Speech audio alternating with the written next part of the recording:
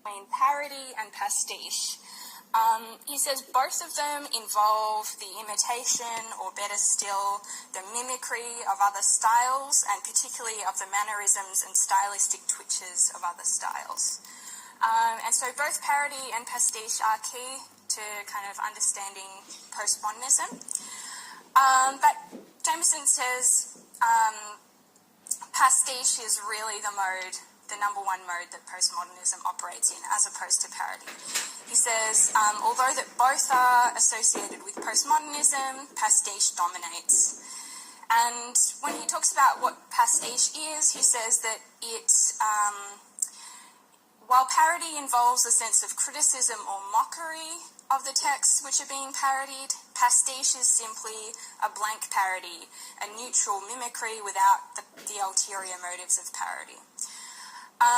Pastiche is, as we've got on the slide here, the imitation of a peculiar or unique style, the wearing of a stylistic mask, speech in a dead language.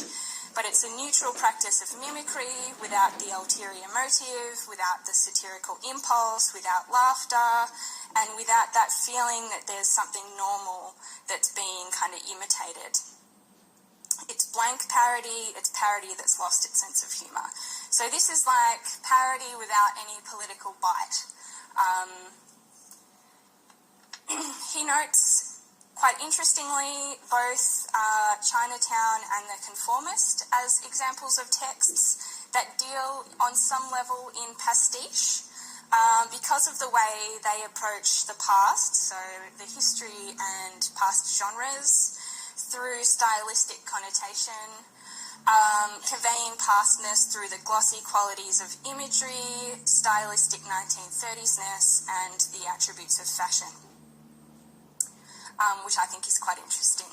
And the history of aesthetic styles thus kind of displaces any real history that might be, that could have been. And so he sees this as a situation where there's kind of a waning of historicity and of lived possibility of experiencing history. Because we only experience history through images and through these emptied out kind of commodified pieces of stylistic stuff. So perhaps when we watch Ariana Grande, we're not really experiencing the 1990s and early 2000s. We're just experiencing kind of hollowed out images of that. To move on, he mentions another feature of postmodernism, and this is schizophrenia, which he notes is a term that's meant to be descriptive and not diagnostic. He's not saying that postmodern artists are afflicted with mental illness, they're not suffering from schizophrenia. He also says, I'm not even sure that the view of schizophrenia I'm about to outline is clinically accurate. He's kind of using it as a framing metaphor, and he really borrows from Lacan's kind of definition of schizophrenia in his work. So for him, for Jameson, and how we're thinking about schizophrenia this week as a piece of postmodern culture, schizophrenia refers to a person without a defined identity or ego.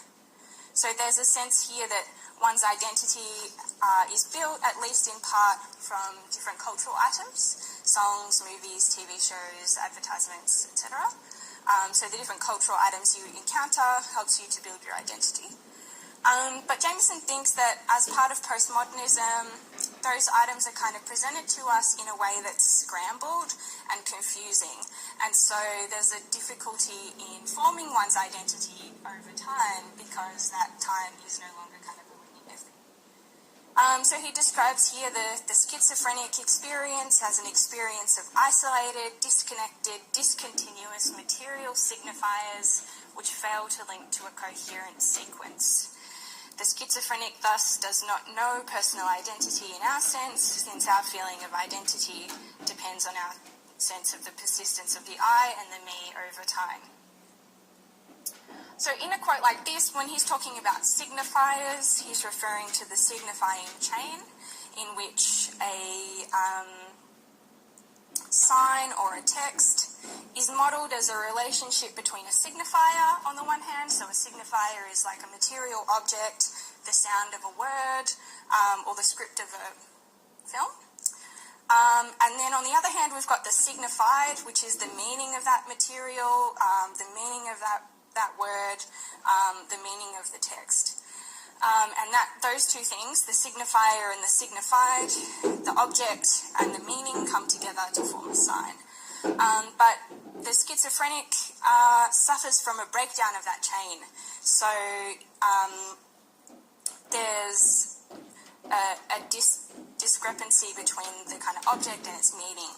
And so he says the schizophrenic is reduced to an experience of pure material signifiers, or in other words, a series of pure, unrelated presents in time.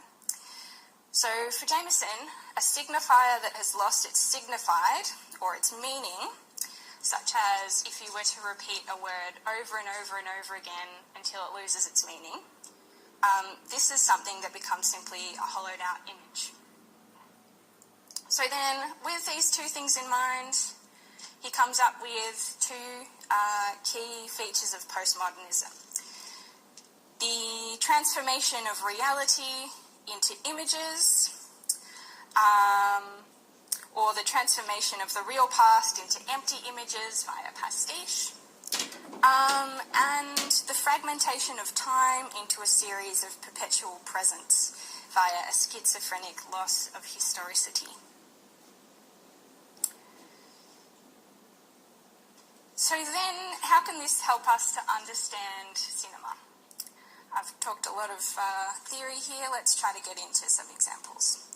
In one of our further readings this week, Juliana Bruno applies these ideas to the film Blade Runner. And she says that Blade Runner is a metaphor for the postmodern condition. She argues that the postmodern aesthetic of a film like Blade Runner is the result of recycling, fusion of levels, discontinuous signifiers, explosions of boundaries, and erosion. So she looks at the postmodern qualities of schizophrenia and pastiche and sees these playing out in multiple ways in a film like Blade Runner. She locates schizophrenia in the disconnected temporality of the replicants, like Roy. Hopefully you've seen Blade Runner, you know who I'm talking about. These replicants have a disconnected temporality. They have no past, they have no future, and they exist in a perpetual present. She also talks a lot about pastiche, which is quite interesting. She describes pastiche as an effacement of key boundaries and separations, a process of erosion of distinctions, and as aesthetic quotations pushed to the limit. So she sees pastiche in the city and the mise-en-scène of a film like Blade Runner, which quotes from different spatial locations, including real cities, so it draws upon imagery of real cities, but also images of those real cities from postcards, from advertising, and from movies.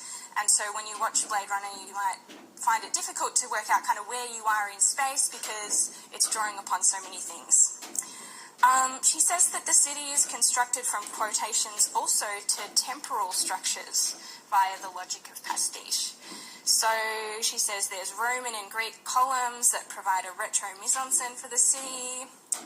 There's signs of classic Oriental mythology, Chinese dragons in neon lights, Egyptian elements. There's the Tyrell Corporation in the building that's like a giant pyramid in the middle of this futuristic Los Angeles.